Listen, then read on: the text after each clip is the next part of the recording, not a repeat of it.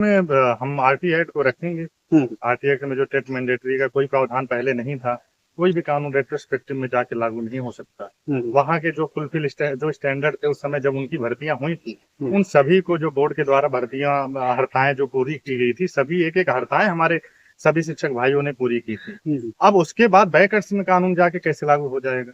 जो 2017 का RT act amendment act है, उसमें प्रोवाइजो 2 में जो एवरी टीचर मस्ट बी, जिसको एनसीटी ने क्लियर नहीं किया और उसमें मेंशन कर दिया कि every teacher must be possess the minimum qualification, उसमें उसको ना क्लियर करने की वजह से उसी को ऑनरेबल कोर्ट ने कंसीडर करके ये निर्णय सुनाया कि 2017 में अमेंडमेंट कर दिया। बट ऐसा अमेंडमेंट भी अवैध है और कोई भी ऐसा कानून रेट्रोस्पेक्टिव में जाके लागू नहीं हो सकता। बहुत वेरियस जजमेंट है इस वजह से, और खासकर जम्मू कश्मीर के लिए तो नहीं।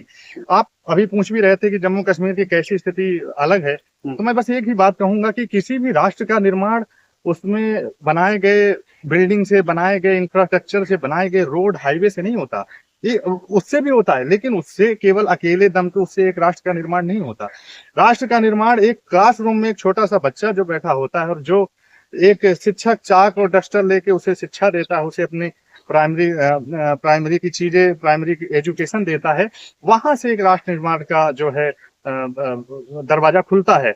और आज हम यहाँ सिर्फ लीगल लड़ाई के लिए धीमन जी नहीं उपस्थित हैं, आप राजकुमार जी यहाँ सिर्फ लीगल लड़ाई के लिए नहीं, ये पूरे जम्मू कश्मीर के 70,000 शिक्षकों के अस्मिता की, शिक्षकों के सम्मान के लिए यहाँ खड़े हैं। उनके साथ जो अन्याय हो रहा है, पूरे देश में जो मूलभूत सुविधाएं जो है शिक्षकों के लिए, वो जम्मू कश्मीर में प्रिविलेज है। जम्मू कश्मीर इतना सुदूर इलाका है, बॉर्डरिंग स्टेट है, डिकेड से, दशकों से वहां पे सर्जेंसी चालू है और जो है वहां पे वो जम्मू कश्मीर सफर कर रहा है। टेररिज्म का कितना ज्यादा हक है और वहां का जो टेम्परेचर है इतना बर्फबारी के बीच में, और वहां की सिचुएशन अनस्टेट मेन लैंड से बिल्कुल जम्मू कश्मीर की अलग है। पाकिस्तान बार बार अटैक करता है। ऐसी परिस्थितियों में एक टीचर वहां पे जा रहा है और जहां कोई इंटरनेट नहीं, आज पूरी दुनिया इंटरनेट से जुड़ चुकी है, लेकिन जम्मू कश्मीर में जब तक 370 लगा, इवन आज की भी कंडीशन मैं बताता हूं, आज भी वहां इंटरनेट की सुविधा नहीं है। आज भी वहां बेसिक मूलभूत सुविधाओं के लिए शिक्षक संघर्ष कर रहा है। आज तक शिक्षक हर चीज, हर काम जो एक शिक्षक के अलावा हो सकता था उसने किया। कभी भी उसने अपने हक की लड़ाई, अपने हक का सम्मान नहीं मांगा जम्मू कश्मीर का शिक्षक। लेकिन आज ये दुर्भाग्य है कि आज जम्मू कश्मीर को भी उसी चश्मे से देखा गया जिस चश्मे से अन्य स्टेट को देखा गया है। ये जम्मू कश्मीर इतना वल्नरेबल स्टेट रहा है, इतनी सफरिंग झेली है, इतनी सारी सिचुएशन। वहां तो हर स्टेट में तो सफिशिएंट इंफ्रास्ट्रक्चर है उनके लिए, जो है मैं बताना चाहूंगा कि उनके लिए बढ़िया स्कूल्स हैं जहां पे टीचर पढ़ाते हैं, अच्छी सुविधाएं हैं, पानी है। जम्मू कश्मीर में तो अच्छे इंफ्रास्ट्रक्चर नहीं है कि छत के नीचे जाके बच्चों को पढ़ा जाए, वो करा जाए। इतने रिमोट एरियाज है कि 18-18 किलोमीटर घाटियों में लोग शिक्षक जाते हैं पढ़ाने और एक बच्चे को एक नई दिशा देते हैं, और उसके बदले ये सारी चीजें मिलती हैं। तो ये देश का दुर्भाग्य है। और मैं सरकार को भी ये कहूंगा कि आज तक सरकार ने 1.5 से 2 महीने होने को चले, उस जजमेंट को, रिव्यू पिटीशन का कोई भी किसी भी प्रकार का कदम नहीं उठाया गया। आप बताइए, आप कैसे जो है उम्मीद कर लेंगे कि, इसलिए जम्मू कश्मीर अलग है। जम्मू कश्मीर की परिस्थितियां अन्य राज्यों से, शिक्षकों के अलग है, और इसीलिए हम पूरी मजबूती से माननीय न्यायालय के सामने इन सारी तथ्यों को मैं कानूनी पहलू पर आता हूँ जी। कानूनी पहलू पर मुझे 2 बात बताइए जी। क्या आरटीई एक्ट को क्यूरेटिव पिटीशन में चैलेंज किया जा सकता है? बिल्कुल। और उसमें चूंकि ये बात कही जा रही है कि आरटीई एक्ट को अभी तक कभी भी चैलेंज नहीं किया गया है, तो फिर उस एक्ट से जिससे सरकारी शिक्षकों की इतनी समस्या आ रही है और राष्ट्रव्यापी तौर पर आ रही है, तो फिर क्यूरेटिव पिटीशन में ही आरटीई एक्ट को क्यों नहीं चैलेंज किया? आरटीई एक्ट की बिल्कुल बात करेंगे उसमें। आरटीई एक्ट के हम जो मुद्दे हैं, जो आरटीई एक्ट में एनसीटी ने मुद्दे दिए हैं 2010 में जो उसका इम्प्लीमेंटेशन हुआ है, उसकी तो हम बिल्कुल बात करेंगे। मेन तो आरटीई एक्ट की ही वजह से ये सारी चीजों का ये जो जजमेंट है इसका जन्म हुआ है। तो हम बिना उसको लाए, हमने तो उसको पिटीशन भी बकायदे प्रिसाइसली उसमें हमने डाला भी है। उसका तो हम बिल्कुल विरोध करेंगे, क्योंकि जो 2017 अमेंडमेंट एक्ट है उसको सरकार क्लियर करे, उसमें सरकार पूरा क्लैरिफिकेशन दे। किसी भी प्रकार का क्लैरिफिकेशन सरकार के द्वारा नहीं आ रहा है, तो ये सारी चीजें हैं। और जम्मू कश्मीर में तो आरटीई एक्ट 2019 में लागू हुआ है, और इन सब के जितने भी 70,000 शिक्षक हैं उनका जो है नियुक्ति 2019 के पहले हुआ है। बहुत कम है ना धीमन जी? हाँ बिल्कुल कम मात्रा है कि इससे पहले की है।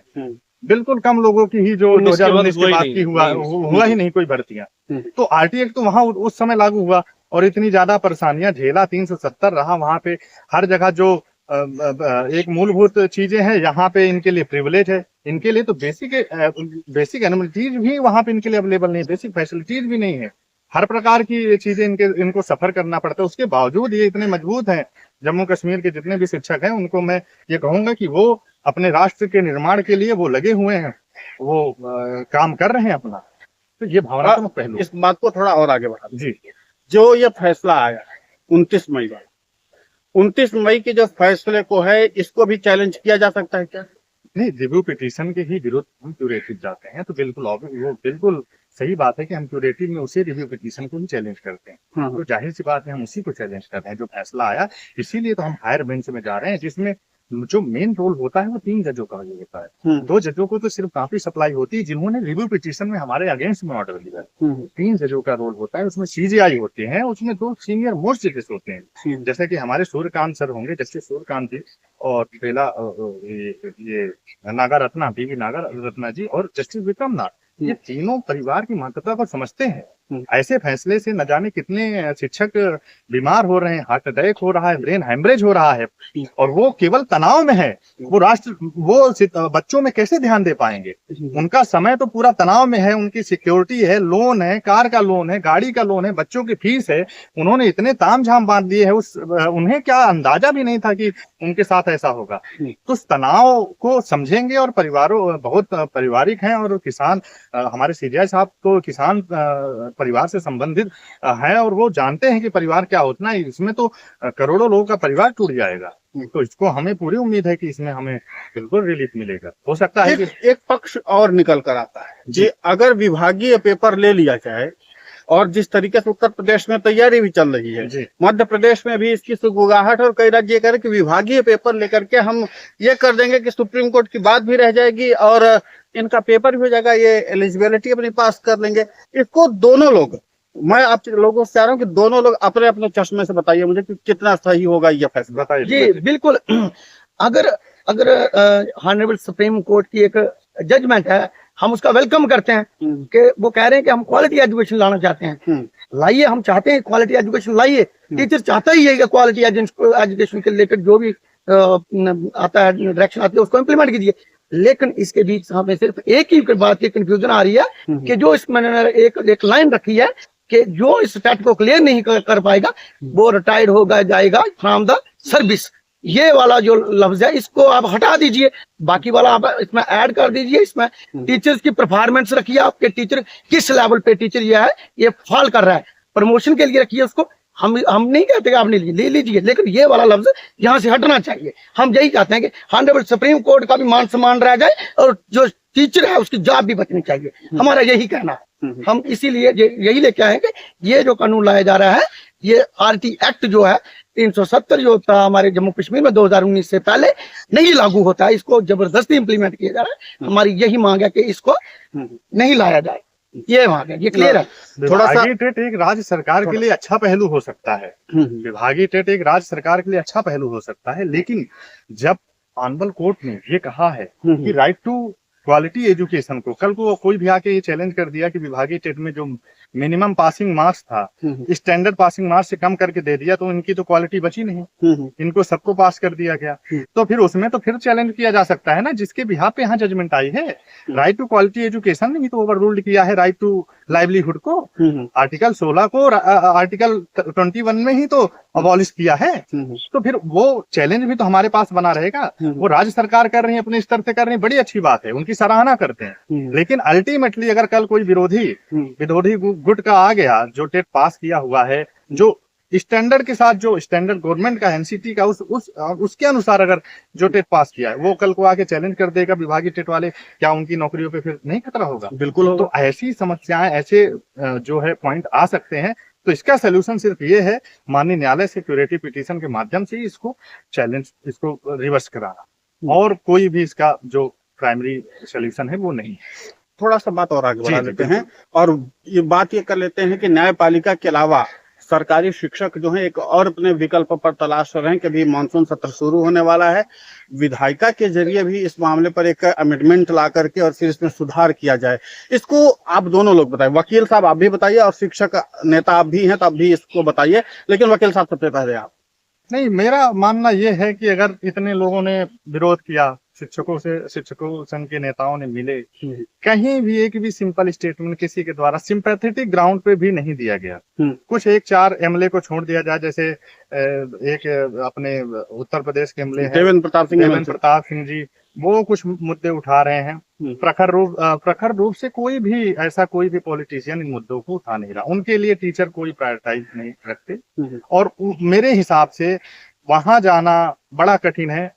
एक तो विधायी प्रयासों के द्वारा तो ये बिल्कुल सही बात है, बिल्कुल ये बदला जा सकता है और वो एक अच्छा माध्यम हो सकता है, लेकिन सरकार इस मंशा में नहीं है। सरकार बिल्कुल चाहती है कि जितने भी शिक्षक हैं वो सब निकले, ताकि हम उनकी जो है 1 लाख रुपए जो तनख्वाह वेतन दे रहे हैं, 80,000 दे रहे हैं, उसमें से जो टेम्पररी शिक्षक हैं 30-30 हजार करके 3-4 लोगों को भर्ती करके पढ़ाए और अपने जो कोर्स है उसको बचाए। इसका मेन मोटिव है। सरकार को तो बच ही रहा, सरकार को तो पता चल रहा है कि अगर ये निकलेंगे तो कल को हम ऐसी सुविधाएं, शिक्षा मित्र जैसी सुविधाएं लाएंगे और उसमें कम पैसों में 4-5 लोगों में सहूलियत के हिसाब से पढ़ाएंगे और जो हमारा धनराशि कोष है सरकार का उसमें बढ़ोतरी होगी। तो सरकार की तो पूरी मंशा है प्राइवेटाइजेशन करने की। सरकारी नौकरियों के खिलाफ तो सरकार बिल्कुल जो है फूंक चुकी है। और मैं आपको बताना चाहता हूँ, जो टेट पास भी कर चुके हैं और बड़े खुशी भी होंगे कि हमें कल को प्रमोशन अच्छा मिल जाएगा, ये टेट पास नहीं करेगा तो निकल जाएगा, उनके लिए भी खतरा टला नहीं है। यदि इसका अगर उन्होंने प्रॉपर जो कोर्ट के माध्यम से इसको हटाया नहीं, इसको रिवर्स नहीं कराया, अबॉलिश नहीं कराया, तो ये बहुत ही प्रॉब्लम क्रिएट करने वाला है नियर फ्यूचर।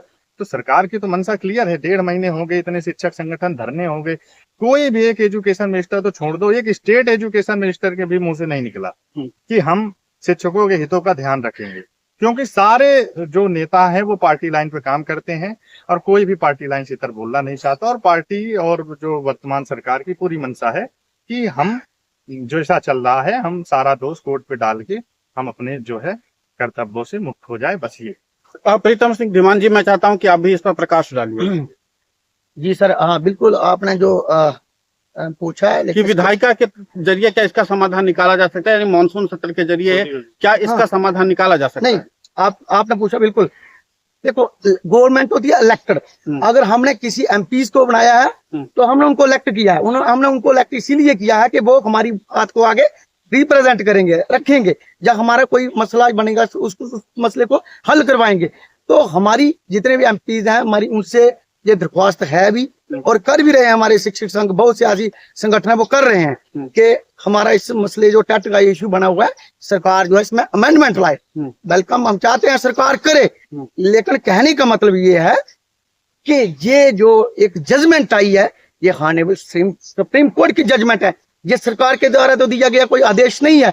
इसीलिए पहला कर्तव्य यही बनता है कि जिस न्याय के मंदिर से ये आदेश निकला है, तो हमें अपने जस्टिस के लिए, अपनी जॉब सिक्योरिटी के लिए अपनी जो अर्जी है, अपनी जो दरख्वास्त है, वह न्याय के मंदिर में रखनी है। तो हमने इसलिए पहला स्टेप लिया कि अगर लीगल तरीके से कोई अगर जजमेंट आई है तो उसका प्रॉपर भेज है कि लीगल तरीके से। अगर अदरवाइज सरकार अगर करती है, अमेंडमेंट लाती है, वेल एंड गुड, लेकिन वो डिपेंड करता है सरकार के ऊपर लाएगी या नहीं लाएगी, इसके बारे में हम कुछ नहीं। हाँ, हमारा एक और प्रथम जो है, हमारा जो है विचार है, क्योंकि मैं भी एक रजिस्टर्ड फोरम से हूँ, जम्मू कश्मीर से, एक फेडरेशन से भी, रजिस्टर्ड फेडरेशन से। कहने का मतलब है कि ट्रेड यूनियन जो होती है वो टीचर्स के जब जितने भी एम्प्लॉय को जो जेन्युइन जो इश्यूज होते हैं उनको लेकर रिप्रेजेंट करते हैं सरकार के आगे। कहने का मतलब हम नहीं चाहते कि हम टीचर्स को सड़कों में लाएं। टीचर्स का काम स्कूलों में बच्चों को पढ़ाना है। क्या आप चाहते हैं कि टीचर रोडों में आए, सड़कों में आए? गलत है, क्योंकि उससे हमारे जो संविधान है या हमारा जो देश है, हम कहते हैं हमारा हिंदुस्तान विश्व गुरु बनने जा रहा है। हम कैसे कह सकते हैं जब हमारा जो टीचर है वो सड़कों में जाएगा? हम कभी नहीं चाहेंगे। हम तो और सोसाइटी को भी, समाज को भी यही शिक्षा देंगे कि आप प्रदर्शनकारी ना बने, अपने देश को पीसफुली माहौल से रखें। लेकिन हाँ, ये एक लीगल तरीका है। यहाँ से हम न्याय के लिए अपनी अर्जी लगाई है। इनकी अध्यक्षता में AOR साहब जो हमारे पृथ्वीराज चौहान और एडवोकेट सर सूर्यदेव सर, इनके आगे हम इन्होंने केस जहाँ फाइल किया है और हमें उम्मीद है कि जहाँ जस्टिस मिलेगा, क्योंकि ये न्याय का मंत्र है, न्याय के मंत्र से ही न्याय मिलता है, न्याय था। तो हम आपके माध्यम से भी ये सरकार को भी अपनी दरख्वास्त करते हैं, अर्जी करते हैं कि अगर आप इसमें अमेंडमेंट लाते हैं तो जल्द से जल्द लाइए, ताकि ऐसा ना हो कि 2028 का जो टाइम है वो खत्म हो जाए और आगे जो जितने भी शिक्षक हैं 25 लाख हमारे हिंदुस्तान के, उनका जो फ्यूचर है वो डार्क हो जाए, उनकी फैमिली जो है वो अंधेरे में चले जाए और वो टीचर कोई ऐसा स्टेप ना ले लें जिसकी वजह से हमारी आर्थिक स्थिति में भी बदलाव आ जाए। तो हमारी यही है, तो हमारी फर्स्ट प्रायोरिटी है कि लीगल तरीके से ही हमने केस फाइल किया है और जजमेंट भी लीगल ही आई है। ये सर तो बिल्कुल यहाँ पर सरकारी शिक्षकों ने साफ कर दिया कि लीगल तरीके से क्यूरेटिव पिटीशन दायर कर रहे हैं और उस पर उम्मीद उनको ये है कि जब ये 5 जजों की बेंच यानी सुनवाई करेगी जिसमें सीजेआई अध्यक्षता करेंगे तो उनको उम्मीद इसी बात की है कि उनको न्याय मिल जाएगा। सवाल बड़ा है कि अभी सरकारी शिक्षकों की तादाद कितनी ज्यादा बढ़ती है कि क्यूरेटिव पिटीशन दायर करते हैं। ये तो आप सभी लोग मानते होंगे कि जितनी ज्यादा तादाद में अगर क्यूरेटिव आएगी तो उतना ज्यादा लोग आएंगे, उतनी ज्यादा रिलीफ मिलने की और संभावना है। जी तो बिल्कुल भाई, आप शिक्षकों के ऊपर निर्भर करता है, आपकी बुद्धिमत्ता पर निर्भर करता है कि आप कितने जल्दी और कितने तेजी से आप क्यूरेटिव पिटीशन में आते हैं और उसके बाद अपने इंसाफ की लड़ाई को मजबूती देते हैं।